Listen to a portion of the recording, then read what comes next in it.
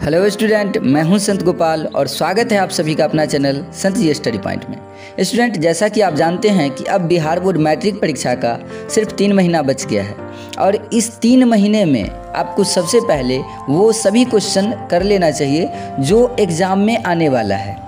अब इसमें स्टूडेंट बहुत ज़्यादा कंफ्यूज्ड होते हैं कि कौन कौन सा क्वेश्चन एग्ज़ाम में आने वाला है, यानी कि कौन सा क्वेश्चन जो है ज़्यादा इम्पोर्टेंट है और कौन सा क्वेश्चन जो है हम नहीं पढ़ेंगे, स्किप कर सकते हैं। ठीक है, क्या पढ़ना है और क्या नहीं पढ़ना है, इसमें बहुत कन्फ्यूज़न होता है। ठीक है, तो आपके इसी कन्फ्यूज़न का सॉल्यूशन आज हम लेकर के आए हैं।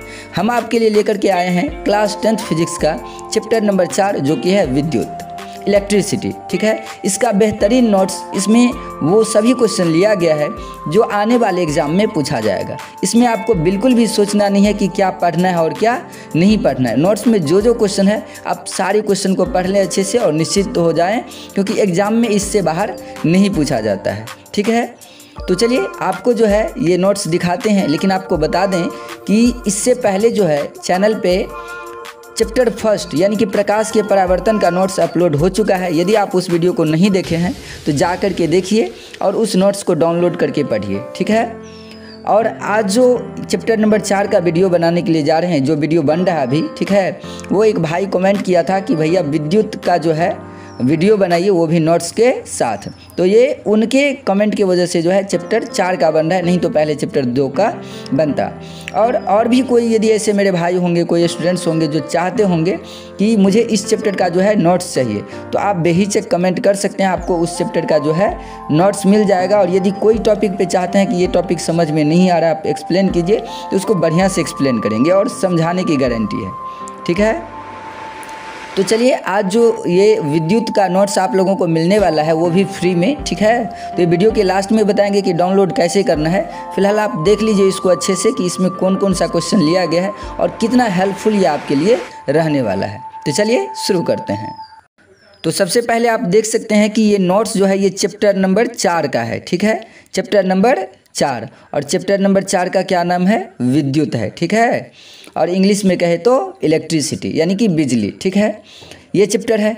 अब इस चैप्टर में जो क्वेश्चन लिया गया है सबसे पहले, ठीक है, वो क्या है कि विद्युत धारा से आप क्या समझते हैं, इसका एसआई मात्रक क्या होता है। ठीक है, तो ये क्वेश्चन बहुत ही इंपॉर्टेंट है, पूछा गया, आप चाहे तो क्वेश्चन बैंक में चेक कर सकते हैं। ठीक है, अब देखिए, तो विद्युत धारा से आप क्या समझते हैं, तो इसका परिभाषा जो है मात्र और मात्र 3 लाइन में यहाँ पे लिखा हुआ है कि विद्युत धारा क्या होता है। ठीक है, क्या होता है डिटेल में तो एक्सप्लेन नहीं करेंगे। ठीक है, यदि आप चाहते हैं एक्सप्लेन करें तो आप हमें कमेंट बॉक्स में कमेंट करके बता सकते हैं, फिर पूरे नोट्स को एक्सप्लेन करेंगे। ठीक है, अब जो है यहाँ पे ये विद्युत धारा का जो परिभाषा है वो मात्र 3 लाइन में लिखा हुआ है, और इसका फॉर्मूला जो होता है ऐसे डिनोट करते हैं, I=Q/T होता है, ये भी यहाँ पे लिखा हुआ है।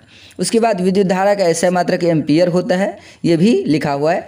ये क्वेश्चन सफिशिएंट है। ठीक है, विद्युत धारा के लिए। उसके बाद जो है अगला क्वेश्चन देखते हैं। अगला क्वेश्चन है कि विद्युत धारा की प्रबलता से आप क्या समझते हैं, विद्युत धारा की प्रबलता से आप क्या समझते हैं, और इसका भी परिभाषा मात्र और मात्र 3 लाइन में लिखा हुआ है। ठीक है, ये 2 मार्क में क्वेश्चन आता है, तो 3 लाइन में लिखेंगे तो आराम से 2 नंबर मिलेगा। ठीक है, तो आप देख सकते हैं कि पूरे बढ़िया से जो है परिभाषा लिखा गया है, और जब आप पढ़ेंगे तब आपको और अच्छे से पता चल जाएगा कि कितना बढ़िया जो है ये परिभाषा सब लिखा हुआ है। ठीक है, चलिए नेक्स्ट क्वेश्चन देखते हैं। 3 नंबर क्वेश्चन है कि विद्युत परिपथ का क्या अर्थ होता है। ठीक है, तो विद्युत में विद्युत परिपथ एक इम्पोर्टेंट क्वेश्चन होता है। ठीक है, तो ये विद्युत परिपथ का परिभाषा यहाँ पे पूछ रहा है कि विद्युत परिपथ क्या होता है, इसका क्या अर्थ होता है, लिखें। ठीक है, तो यहाँ पे देख रहे हैं कि वैसी व्यवस्था जिसमें विद्युत धारा प्रवाहित होती है उसे विद्युत परिपथ कहते हैं। तो आंसर तो यहीं पे ख़त्म हो जाता है, लेकिन थोड़ा नॉलेज के लिए भी इसमें बैटरी, चालक, प्रतिरोध, स्विच तथा अनेक उपकरण जुड़े होते हैं। ठीक है, ये सब चीज़ लिखा हुआ है। नेक्स्ट क्वेश्चन देखते हैं। अगला क्वेश्चन है हमारा क्वेश्चन नंबर 4, विद्युत विभवांतर से आप क्या समझते हैं। ठीक है, जिसको शॉर्टकट में हम कहें तो वोल्टेज। ठीक है ना, तो वोल्टेज क्या होता है, विद्युत विभवांतर क्या होता है, इसका एसआई मात्रक लिखें। ठीक है, तो इसका भी परिभाषा यहाँ पे आप देख सकते हैं, नीचे में लिखा हुआ है। साथ ही जो विभवांतर का सूत्र होता है V=W/Q, ये भी यहाँ पे लिखा हुआ है। इसका एसआई मात्रक वोल्ट होता है, जिसको हम V से दिखाते हैं, ये भी लिखा हुआ है। ठीक है, चलिए नेक्स्ट क्वेश्चन देख लेते हैं, इसमें क्या है। नेक्स्ट क्वेश्चन नंबर 5 है हमारा सुचालक, या इसे ही हम चालक कहते हैं। तो चालक पूछे या सुचालक पूछे, एक ही क्वेश्चन है, ठीक है। किससे कहते हैं उदाहरण दे करके समझाए, तो परिभाषा यहाँ पे है और यहाँ पे उदाहरण दिया हुआ है, ठीक है। चलिए नेक्स्ट क्वेश्चन देखते हैं। नेक्स्ट क्वेश्चन है हमारा क्वेश्चन नंबर 6 कि प्रतिरोध क्या है। प्रतिरोध क्या होता है और इसका ऐसा मात्रक क्या होता है, ये दोनों चीज़ यहाँ पे क्वेश्चन में पूछ रहा है। तो प्रतिरोध का परिभाषा देखिए मात्र 2 लाइन में ख़त्म हो जाता है, ठीक है। और नीचे वाली लाइन में जो है इसका ऐसा मात्रक क्या होता है प्रतिरोध का, ओम होता है। इस सिंबल के द्वारा इसे हम दिखाते हैं, ठीक है। चलिए नेक्स्ट क्वेश्चन देखते हैं, क्वेश्चन नंबर 7। तो क्वेश्चन नंबर 7 जो है किसी चालक का प्रतिरोध किन कारकों पर निर्भर करता है। तो ये तो हो गया क्वेश्चन। अब आंसर है कि किसी चालक का प्रतिरोध निम्नलिखित कारकों पर निर्भर करता है, ठीक है। तो ये तो आसानी से लिख सकते हैं। उसके बाद ये फर्स्ट नंबर आंसर है कि किसी चालक का प्रतिरोध उसकी लंबाई के समानुपाती होता है। तो इसमें इतना आपको लिखना ही पड़ेगा, ठीक है, इसे शॉर्ट नहीं कर सकते हैं, ठीक है। दूसरा है कि क्षेत्रफल के व्युत्क्रमानुपाती होता है और तीसरा है कि उसके प्रकृति पे निर्भर करता है। जैसे भी दिया गया है कि सिल्वर का प्रतिरोध इतना होता है जबकि एल्युमिनियम का प्रतिरोध इतना होता है, यानी कि सिल्वर अलग चीज़ है, उसका प्रकृति अलग, और एल्युमिनियम का अलग, तो दोनों का प्रतिरोध अलग अलग है। चलिए नेक्स्ट क्वेश्चन देख लेंगे। अब नेक्स्ट क्वेश्चन है क्वेश्चन नंबर 8, ठीक है। और क्वेश्चन नंबर 8 है कि विद्युत शक्ति किसे कहते हैं और इसका ऐसा मात्रक लिखें, ठीक है। तो विद्युत शक्ति यहाँ पे देख सकते हैं 2 लाइन में ही परिभाषा खत्म हो चुका है। फिर इसका ऐसा मात्रक लिखा हुआ है वाट, जिसे W से दिखाते हैं, ठीक है। चलिए अब यहाँ पे विद्युत शक्ति का इम्पोर्टेंट फार्मूला है यहाँ पे नीचे में, ठीक है। और ये जो है विद्युत शक्ति का फार्मूला ऑब्जेक्टिव में आता है, ठीक है ना। तो इसलिए इसको डिस्कस कर लिए हैं यहाँ पे ताकि ऑब्जेक्टिव में ना छूटे, ठीक है। देखिए तो यहाँ से P = होता है W/T। P का मतलब होता है शक्ति और W का मतलब होता है ऊर्जा, T का मतलब होता है टाइम यानी कि समय, ठीक है। तो P = W/T, W का फॉर्मूला ये होता है, फिर T का T है, ये कट करके आ गया P = I²R। यहाँ पे टिक कर दिए हैं कि ये फार्मूला है, ये आपको याद कर ही लेना है, ये ऑब्जेक्टिव में आता है। अब इसी फार्मूला को आगे बढ़ा दिया गया है ओम के नियम से, ठीक है, और एक फार्मूला यहाँ पे फाइनल आ गया है, ठीक है। तो इसको हम बोल सकते हैं कि एक फार्मूला ये हो गया शक्ति का, विद्युत शक्ति का, और ये जो है दूसरा फार्मूला हो गया, और P = VI ये हो गया तीसरा फार्मूला। तो टोटल विद्युत शक्ति का यहाँ पे 3 फार्मूला, इनकी सूत्र आपको मिल रहा है जो आप याद रखेंगे क्योंकि ये ऑब्जेक्टिव में आता है, ठीक है। नेक्स्ट क्वेश्चन है हमारा कि 1A यानी कि 1 एम्पियर या विद्युत धारा के मात्रक की परिभाषा लिखें। क्वेश्चन आएगा कि विद्युत धारा के मात्रक की परिभाषा लिखिए, ठीक है। तो विद्युत धारा का मात्रक होता है एम्पियर। अब होता क्या है 1 एम्पियर क्या होता है, यदि पूछे 1 एम्पियर क्या होता है तो सेम चीज़ सेम लिखना है यहाँ पे, ठीक है। तो यहाँ पे परिभाषा लिखा गया है और देख रहे हैं आप सारा परिभाषा जो है वो 2 से 3 लाइन में है। बहुत ज़्यादा बड़ा आपको नहीं दे रहे हैं परिभाषा, छोटा है, बहुत मेहनत करके बनाया गया है नोट्स ताकि आपको आसानी से याद हो सके, ठीक है। चलिए क्वेश्चन नंबर 10 है, जैसे 1 एम्पियर है वैसे ही यहाँ पे जो है 1 वोल्ट है, ठीक है। 1 वोल्ट या विभवांतर के मात्रक की परिभाषा लिखिए। तो ऐसे ही लिखा हुआ है आसान शब्दों में, ठीक है। चलिए अगला क्वेश्चन है 11 नंबर की एमीटर क्या होता है। एमीटर और वोल्ट मीटर, जैसा कि आपको पता होना चाहिए कि एमीटर जो है ये एक डिवाइस होता है जिससे हम विद्युत धारा को क्या करते हैं, मापते हैं। तो मात्र 2 लाइन में परिभाषा है, जिस यंत्र के द्वारा किसी विद्युत परिपथ की धारा मापी जाती है उसे एमीटर कहते हैं। और यहाँ पे है वोल्ट मीटर, जिस यंत्र के द्वारा हम क्या करेंगे, किन्हीं 2 बिंदुओं के बीच का विभवांतर मापेंगे उसे वोल्ट मीटर कहेंगे। अब यहाँ पे इम्पोर्टेंट नोट्स है जो ऑब्जेक्टिव में आएगा। हम ध्यान रखते हैं इस बात का हर हमेशा नोट्स बनाते टाइम में कि कोई भी इम्पोर्टेंट पॉइंट छूटे नहीं, ठीक है। एग्ज़ाम भी आपको देना है और ये एग्ज़ाम के ही दृष्टि से है, ठीक है। नॉलेज भी आपका हो जाएगा और एग्ज़ाम में ये सब चीज़ रिपीट होता रहता है बार बार, ठीक है ना। अब यहाँ पे समझने वाली बात कि एक डिवाइस है, हम एमीटर पढ़े हैं और एक पढ़े हैं वोल्ट मीटर, ठीक है। तो जो संयोजन करते हैं वो एमीटर को श्रेणी क्रम में संयोजित करते हैं, जोड़ते हैं, जबकि वोल्ट मीटर को समांतर क्रम में जोड़ा जाता है। ये आपसे ऑब्जेक्टिव में पूछेगा कि एमीटर को विद्युत परिपथ में किस क्रम में जोड़ा जाता है, तो श्रेणी क्रम में, और वोल्ट मीटर को समांतर क्रम में। ऑब्जेक्टिव के लिए याद रखिएगा, ठीक है। चलिए अगला क्वेश्चन है 13 नंबर है, 13 नंबर क्वेश्चन है कि फ्यूज तार की 3 प्रमुख विशेषता लिखें। तो फ्यूज तार की प्रमुख 3 विशेषता है, प्रतिरोधकता अधिक, गलनांक कम, और ये जब फ्यूज तार जल जाता है तो बल्ब पंखे जलने से जो है बच जाता है, खुद जल करके बाकी डिवाइस सबको क्या करता है, ये जलने से बचा लेता है। चलिए, तो 13 तक क्वेश्चन खत्म हो गया। अब 14 और 15 नंबर का क्वेश्चन बहुत इंपॉर्टेंट है, समझिएगा, ठीक है।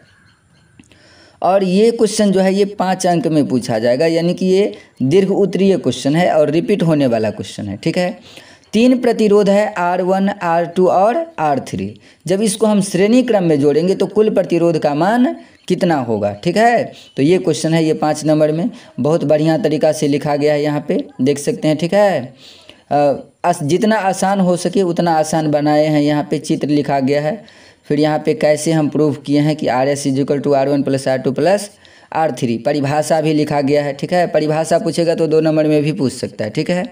चलिए, उसके बाद 15 नंबर में जो है यही 3 प्रतिरोध है R1, R2 और R3। इसको किस में जोड़ेंगे हम, पार्श्व क्रम यानी कि समांतर क्रम में, और फिर समतुल्य प्रतिरोध, टोटल जो है प्रतिरोध कितना आएगा, कुल प्रतिरोध, ठीक है। तो ये बताने के लिए बोल रहा है। फिर उसी तरह से इसमें देख रहे हैं यहाँ पे चित्र बनाया गया है बढ़िया से, ये समांतर क्रम में जोड़ रहे हैं यहाँ पे, तो वो लिखा गया है और इसको प्रूफ कर दिया गया, फॉर्मूला यहाँ पे ये इतना ला दिया गया है, ठीक है, ये फॉर्मूला होता है। चलिए, अगला क्वेश्चन है हमारा 16 नंबर, लघु पठन से आप क्या समझते हैं, ठीक है। शॉर्ट सर्किट क्या होता है, तो ये देख सकते हैं बढ़िया से लिखा हुआ है। एक बार पढ़िएगा ना तो बहुत ज़्यादा आपको मेहनत करने की ज़रूरत नहीं है इसमें, 1 बार 2 बार पढ़ते जाइएगा, आराम से याद हो जाएगा, ठीक है। चलिए, अगला है कि ओम का नियम क्या है। तो ये तो 5 नंबर में क्वेश्चन आता है, लेकिन 2 नंबर में आएगा सिर्फ इतना कि ओम का नियम क्या है। सिर्फ ओम का नियम पूछे तो यहाँ से शुरू करना है और यहाँ पे आकर के ख़त्म कर देना है, ठीक है। ये हो गया सिर्फ ओम का नियम। अब इसका सत्यापन प्रयोग द्वारा समझाएं, यानी कि एक प्रयोग कीजिए और उसमें सिद्ध करके दिखाइए कि जो ओम के नियम में बता रहा है वो बात सही है, ठीक है। तो अब एक प्रयोग ही आपको करना पड़ेगा, तो ये तो क्वेश्चन लंबा हो जाता है, तो 5 नंबर में पूछेगा। जब दोनों पूछेगा कि ओम का नियम क्या है और प्रयोग भी समझाएं, तब ये 5 नंबर में आएगा। सिर्फ ओम का नियम आएगा तो 2 नंबर में आएगा, ठीक है। चलिए, अब प्रायोगिक सत्यापन देख सकते हैं, यहाँ पे बढ़िया से चित्र बनाया गया है, ठीक है ना, ये सब चीज़। और उसके बाद क्या सब किए हैं इस सत्यापन करने के लिए, वो सब चीज़ नीचे में लिखा हुआ है, यहाँ पे ख़त्म हो जाता है। अगला क्वेश्चन है कि विद्युत बल्ब का नामांकित चित्र बनाएं। चैप्टर नंबर 4 पढ़ रहे हैं, ठीक है। तो यहाँ पे विद्युत बल्ब इंपॉर्टेंट चीज़ है। विद्युत बल्ब का नामांकित चित्र देख सकते हैं बना हुआ है, ठीक है।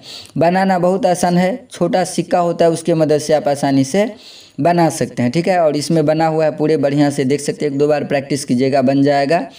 कुछ लिखना नहीं है इसमें, छोटा छोटा चीज़ याद रखना है। ये विद्युत बल्ब है टोटल, ये सुचालक तार होता है, ठीक है, ये जिससे बिजली मिलता है। यहाँ पे ये फिलामेंट होता है, फिलामेंट में करंट जाने के बाद ये ग्लो करने लगता है, ठीक है। ये पिन होता है जो होल्डर में क्या करता है, इसको बल्ब को होल्ड करके रखता है, ठीक है ना। चलिए, तो ये हो गया टोटल चीज़। अब नेक्स्ट क्वेश्चन देखते हैं, ये बहुत आसान है, चित्र बना लीजिएगा। और ये 2 नंबर में आता है, तो 2 नंबर में बस एक चित्र बना दीजिए, 2 नंबर मिल गया आराम से, ठीक है। अगला है 19 नंबर क्वेश्चन है हमारा कि विद्युत फ्यूज क्या है, यह किस मिश्र धातु का बना होता है। विद्युत फ्यूज आप जानते हैं कि फ्यूज लगाया जाता है जब हम एक विद्युत परिपथ तैयार करते हैं अपने घर में, ऑफिस में, कहीं पे भी, ठीक है। तो वहाँ पे एक फ्यूज लगा दिया जाता है कि जब लघु पतन हो, शॉर्ट सर्किट हो, तो फ्यूज जल जाए और बाकी जो उपकरण है, डिवाइस है, पंखा हो गया, टीवी हो गया, वो सब जलने से बच जाए, ठीक है। तो फ्यूज बहुत इंपॉर्टेंट होता है। तो विद्युत फ्यूज क्या है ये यहाँ पे पूछ रहा है। यह मिश्र धातु का बनाया जाता है, किस मिश्र धातु का बनाया जाता है ये पूछ रहा है, ठीक है। तो यहाँ पे देख रहे हैं, यह जस्ता या शीशा और टीन की मिश्र धातु का बना होता है, बढ़िया से लिखा हुआ है, ठीक है। चलिए, अब 20 नंबर जो क्वेश्चन है ये भी 5 अंक वाला क्वेश्चन है। 5 अंक का ये क्वेश्चन है, दीर्घ उत्तरीय है, ठीक है। लेकिन बहुत 5 अंक का है, लेकिन इसको 2 अंक जैसे बना दिए हैं, 1 पेज में मात्र ख़त्म हो जाता है, ठीक है। यहाँ पे आपको सिद्ध करके दिखाना है H = I² RT, ठीक है। H जो होता है, ऊष्मा जो होता है, वो I² यानी कि विद्युत धारा को ऐसे दिखाते हो तो I² × रेसिस्टेंस × टाइम, ठीक है। तो ये इसके बराबर होता है, ये आपको दिखाना है सिद्ध करके। तो विद्युत धारा का जो सूत्र होता है I = Q/, टी और यहाँ से एक समीकरण बना लिया गया, फिर ऐसे करके ये सिद्ध किया गया। यदि हम एक्सप्लेन करेंगे तो 100% गारंटी है समझ में बात आ ही जाएगी, लेकिन इसमें थोड़ा ज़्यादा टाइम लगेगा। ठीक है, तो आपको हम नोट्स बस दिखाते जा रहे हैं कि देखिए ये सब इंपॉर्टेंट क्वेश्चन इसमें लिया गया है और ये आपके लिए इंपॉर्टेंट है। आप क्वेश्चन बैंक जैसे ही चेक करिएगा वैसे ही आपको मिल जाएगा। निगमन करे H बराबर I² RT। ठीक है, एक भी क्वेश्चन छोड़ नहीं रहे हम इम्पोर्टेंट। ठीक है, चलिए 21 नंबर क्वेश्चन है कि विद्युत टोस्टर तथा विद्युत स्तरियों यानी कि इलेक्ट्रिक आयरन, ठीक है, और इलेक्ट्रिक टोस्टर, इसके जो तापन अवयव होते हैं यानी कि वो प्लेट जो गर्म होता है, ठीक है, वो धातु के न बनाकर मिश्र धातु के क्यों बनाए जाते हैं? वो शुद्ध धातु के नहीं होते हैं, मिश्र धातु के होते हैं। तो क्वेश्चन थोड़ा इसमें बड़ा है आंसर, बट बहुत आसान शब्दों में लिखा गया तो आसानी से याद हो जाएगा। चलिए, तो ये हो गया 21 नंबर। उसके बाद 22 नंबर क्वेश्चन है कि प्रत्यावर्ती धारा में कौन सी दो कमियां हैं? जो प्रत्यावर्ती धारा होता है जो जनरेटर से मिलता है हमको, उसमें दो कमियां कौन कौन सी है? ये बहुत आसान भाषा में लिखा हुआ है यहाँ पे। ठीक है, देख सकते हैं। तो ये पहला कमी है और ये दूसरा कमी है। अब ये चैप्टर तो ख़त्म हो रहा है, लेकिन जो इम्पोर्टेंट चीज़ है वो अभी भी जो गेस्ट पेपर में नहीं रहेगा वो आपको यहाँ पे मिल रहा है, सूत्र। तो आगे हम जितने भी इस चैप्टर का सूत्र होगा, चौथा चैप्टर का विद्युत का, ये एग्जाम में पूछता है ऑब्जेक्टिव में, और आप कहीं से कहीं पढ़ लेंगे तो वो आपको याद नहीं होगा। हालांकि पिछला पेज में भी आपको सूत्र देखने को मिला होगा, लेकिन फिर भी हम इधर पूरे बढ़िया से लिखे हुए हैं ताकि याद हो जाए। ठीक है, तो अब यहाँ पे देख सकते हैं कि I जो है, I से किसको दिखाते हैं? विद्युत धारा को। Q से विद्युत आवेश को। ये सिंबल जो होता है इसको क्या बोलते हैं? ओम बोलते हैं। E से इलेक्ट्रॉन को, T से टाइम को। ऐसा चिन्ह का मतलब क्या होता है? समानुपाती। J से जूल। तो सब पूरे बढ़िया से लिखा गया ताकि कुछ भी चीज़ इस चैप्टर का ना हो जिसके बारे में आप बोले कि ये मुझे समझ में नहीं आता है। ये P जैसे जो दिखा हुआ है, रो बोलते हैं इसको। ठीक है, प्रतिरोधकता को दिखाते हैं इससे। ठीक है, U का मतलब भी ऊर्जा होता है, उसमें ऊर्जा। ठीक है, W का मतलब कार्य होता है और इसी को हम ऊर्जा भी बोलते हैं। ठीक है, चलिए, तो ये हो गया। आगे जो है अब सूत्र है यहाँ से। ठीक है, वो सब सिंबल हो गया और यहाँ से सूत्र है। ठीक है ना, तो अब I बराबर सबसे पहला सूत्र होता है Q/T। अब ओम का नियम क्या होता है? V बराबर V directly proportional to I, V बराबर IR, I बराबर V/R और R बराबर V/I। ये कितना हो गया? ये 1 हो गया, 2 हो गया और इधर 3। ये 5 सूत्र ही है। ठीक है, और ये देखिएगा V बराबर IR, I बराबर V/R, R बराबर V/I। ये VI और R का जो संबंध होता है ओम के नियम से, ये परीक्षा में हर बार पूछता है, आप क्वेश्चन बैंक चेक कर सकते हैं। ठीक है, आगे है प्रतिरोध का फॉर्मूला। ये रो होता है तो रो इंटू L/A। तीसरा नंबर में प्रतिरोध का फॉर्मूला, जहाँ A क्या होता है? अनुप्रस्थ काट का क्षेत्रफल होता है। ठीक है, और L चालक तार की लंबाई और रो क्या होता है? प्रतिरोधकता। ठीक है, आगे है प्रतिरोधों का श्रेणी क्रम समूहन। जब प्रतिरोध को हम क्या करेंगे? श्रेणी क्रम में जोड़ेंगे तो सिंपल जोड़ेंगे R1 + R2 + R3। लेकिन जब हम क्या करेंगे? समांतर क्रम में जोड़ेंगे तो यहाँ पे ऊपर में 1 होगा। 1/RP = 1/R1 + 1/R2 + 1/R3। यहाँ पे ऊपर में 1 छूट गया था, ये दे दिया है। यहाँ पे आप लोग नोट्स डाउनलोड करिएगा तो उसमें यहाँ पे ध्यान रखिएगा, ऐसे करना है। ठीक है, चलिए, अब आगे है कि विद्युत धारा से उत्पन्न ऊष्मा। अब विद्युत धारा से जो ऊष्मा उत्पन्न होगा उसका फॉर्मूला क्या होगा? तो इसको U से दिखाते हैं, तो U बराबर I² RT या फिर H बराबर I² RT। तो ये हो गया एक फॉर्मूला।